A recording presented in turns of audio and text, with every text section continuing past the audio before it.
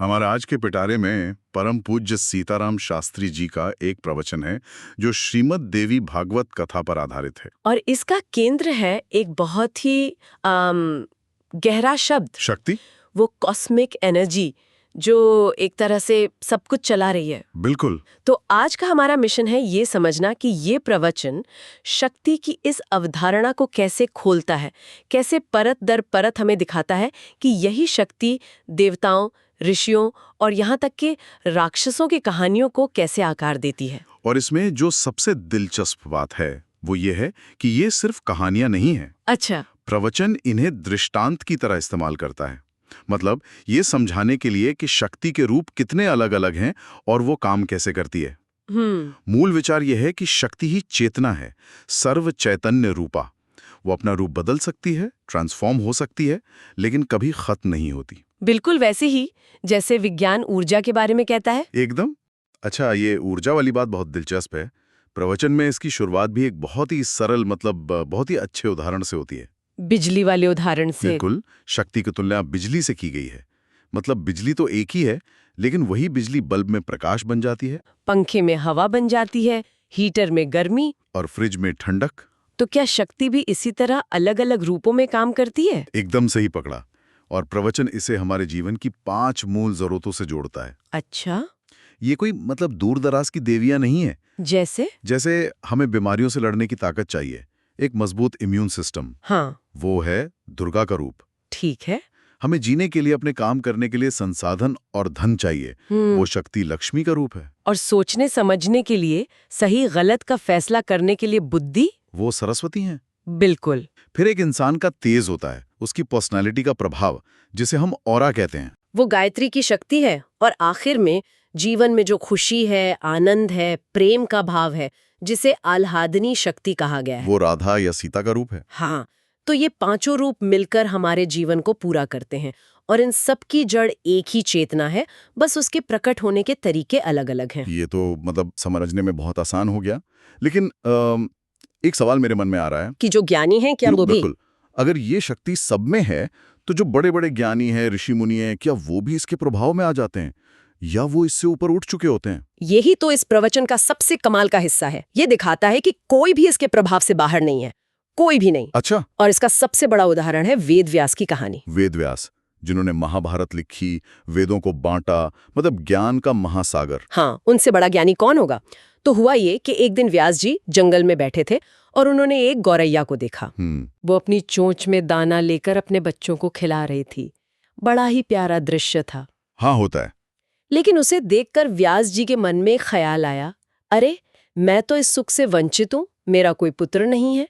और वो उदास हो गए। सच में वेदव्यास? हाँ, यहाँ तक कि वो शास्त्रों को याद करने लगे कि अपुत्रस्य गतिर नास्ति, यानी जिसका पुत्र नहीं होता उसकी गति नहीं होती। ये बात थोड़ी हैरान करती है। वेदव्यास, जिन्होंने खुद इतने ग्रंथ लिखे, वो एक सामान्य सांसारिक इच्छा में ऐसे कैसे फंस गए?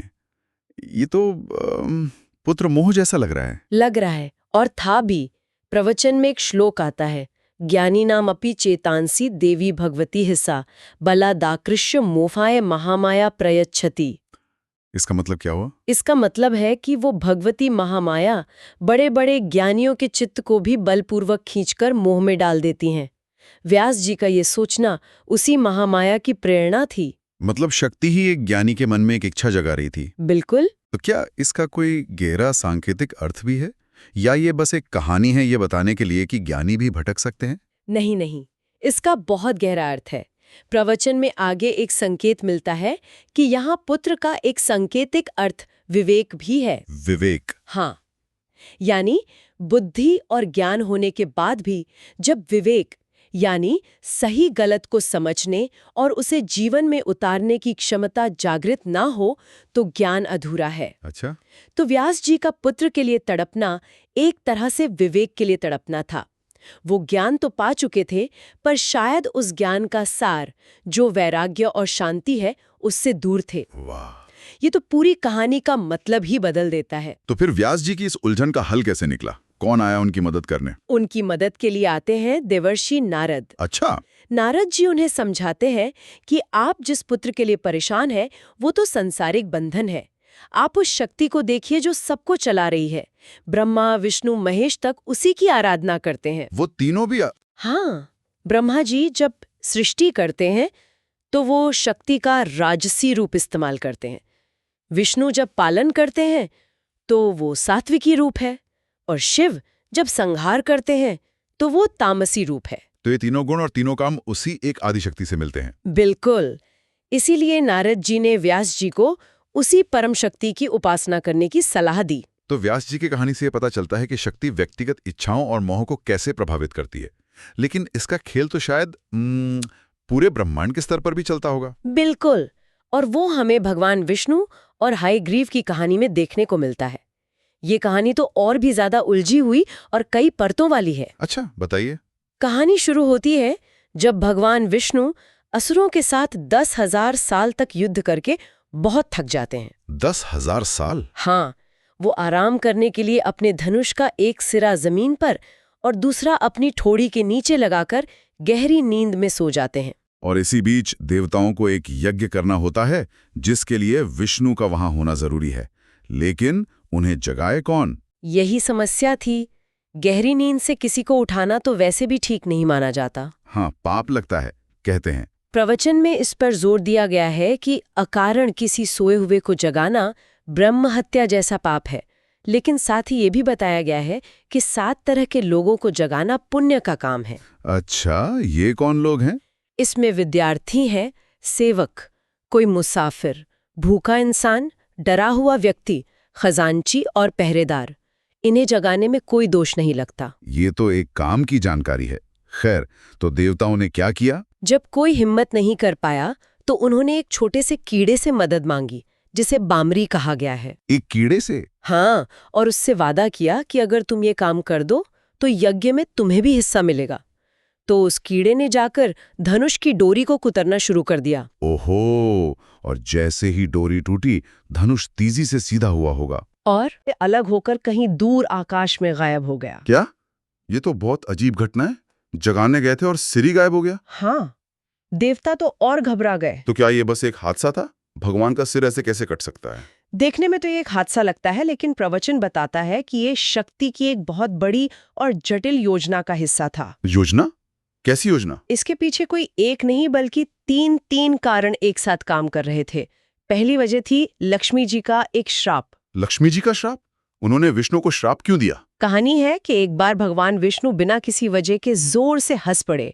लक्ष्मी जी को उनका इस तरह हंसना अच्छा नहीं लगा और उन्होंने आवेश में आकर कह दिया, आप घोड़े की तरह हंस रहे हैं, जाइए आपका सिर घोड़े का हो जाए। अच्छा, तो एक धागा यहाँ से जुड़ता है। और बाकी 2 कारण क्या थे? दूसरा कारण था हयग्रीव नाम का एक असुर। उस असुर का सिर घोड़े का था। उसके नाम की तरह ही? हाँ, और उसने तपस्या करके वरदान मांगा था कि उसकी मौत सिर्फ किसी हयग्रीव यानी घोड़े के सिर वाले के हाथों ही हो सकती है। वो जानता था कि ऐसा कोई है ही नहीं, तो एक तरह से वो अमर हो गया। समझ गया। तो अब उस असुर को मारने के लिए घोड़े के सिर वाले की जरूरत थी। ठीक। और तीसरी वजह थी दिव्य आवश्यकता। देवताओं को उस असुर के आतंक से बचाना था। तो अब देखिए शक्ति ने कैसे सारे धागे एक साथ बुने। लक्ष्मी जी का श्राप, हयग्रीव का वरदान और देवताओं की जरूरत। इन सब को पूरा करने के लिए विष्णु का सिर कटना जरूरी था। बिल्कुल, वो कोई हादसा नहीं था, वो एक कॉस्मिक री इंजीनियरिंग थी। कमाल है, सब कुछ एक दूसरे से जुड़ा हुआ था। तो फिर आगे क्या हुआ? धड़का क्या हुआ? तब ब्रह्मा जी के कहने पर देवताओं ने एक घोड़े का सिर लाकर भगवान विष्णु के धड़ से जोड़ दिया। और इस तरह भगवान विष्णु का हयग्रीव अवतार हुआ। बड़ी बड़ी घटनाओं को एक योजना के तहत अंजाम देती है, भले ही वो सतह पर हमें बिखरी हुई या आकस्मिक लगें। ये तो वाकई एक बड़ी योजना थी। इन कहानियों में हम देख रहे हैं कि शक्ति इच्छाओं को जगाती है, घटनाओं को नियंत्रित करती है, पर ये जो संघर्ष है देवताओं और असुरों का, इसकी शुरुआत कहाँ से होती है? मतलब मन में जो अच्छे और बुरे विचार आते हैं, उनका स्रोत क्या है? इस सवाल का जवाब मधु और कैटब की कहानी में छुपा है, और ये कहानी शायद इन सब में सबसे ज्यादा प्रतीकात्मक है। अच्छा। ये कहानी तब की है जब सृष्टि नहीं हुई थी, चारों तरफ सिर्फ पानी ही पानी था और भगवान विष्णु उस पर योग निद्रा में लीन थे। हाँ, शेषनाग की शैया पर। उसी समय भगवान विष्णु के कान के मैल से 2 दैत्य पैदा हुए, मधु और कैटब। कान के मैल से? हाँ, और यहीं पर कहानी बहुत प्रतीकात्मक हो जाती है। इन दैत्यों के नाम पर ध्यान दीजिए। प्रवचन के अनुसार मधु का मतलब है राग या आसक्ति, वो चीजें जिन्हें हम पकड़ कर रखना चाहते हैं, अटैचमेंट। हाँ। और कैटब है द्वेष, वो चीजें जिन्हें हम दूर धकेलना चाहते हैं, जिनसे हमें घृणा है। राग और द्वेष यानी हमारे मन के दो सबसे बड़े दुश्मन, और वो कान के मैल से पैदा हुए। इसका क्या मतलब हुआ? इसका मतलब ये है कि राग और द्वेष अक्सर सुनी सुनाई बातों से ही पैदा होते हैं। अच्छा। किसी के बारे में कुछ अच्छा सुन लिया तो लगाव हो गया, बुरा सुन लिया तो नफरत हो गई। हमने खुद अनुभव नहीं किया, बस कान से सुनी हुई मैल के आधार पर मन में ये दो दैत्य पैदा कर लिए। ये आज के दौर में कितना सच लगता है, जहां हम सूचनाओं से घिरे हुए हैं। बहुत ज्यादा।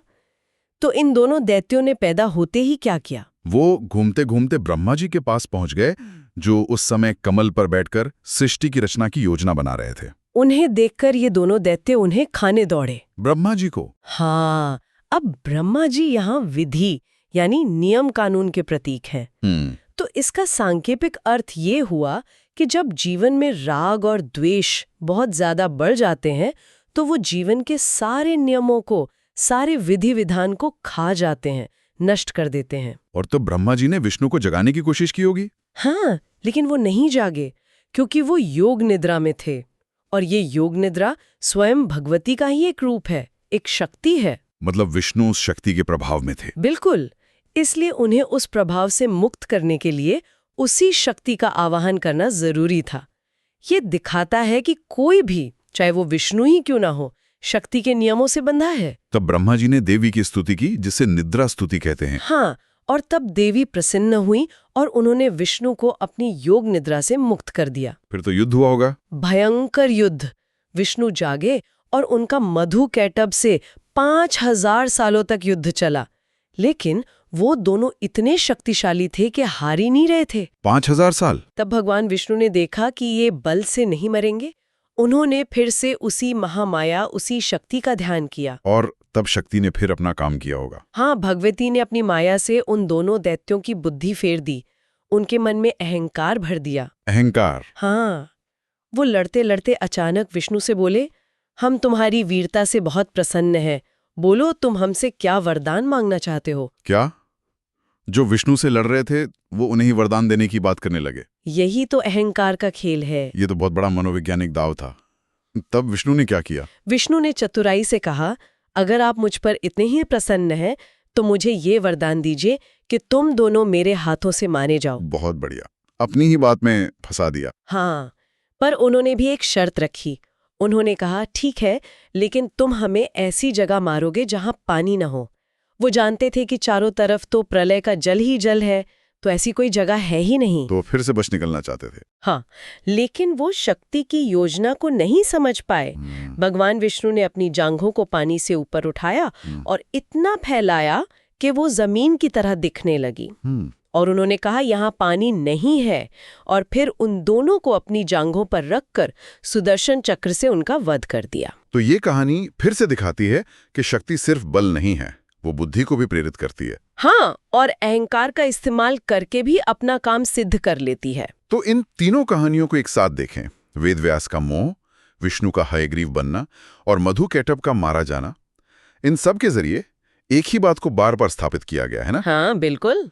चाहे वो एक ऋषि की निजी इच्छा हो या देवताओं और असुरों का ब्रह्मांडीय संघर्ष, पर्दे के पीछे सब कुछ उसी एक परम शक्ति की लीला है। वही किरदारों को चुनती है, वही उनकी बुद्धि को प्रेरणा देती है और वही अंत में परिणाम तय करती है। बिल्कुल। और अब हम उस बात पर वापस आते हैं जहां से हमने शुरू किया था कि पुत्र का सांकेतिक अर्थ विवेक है। हाँ, ना का हो सकता है शायद।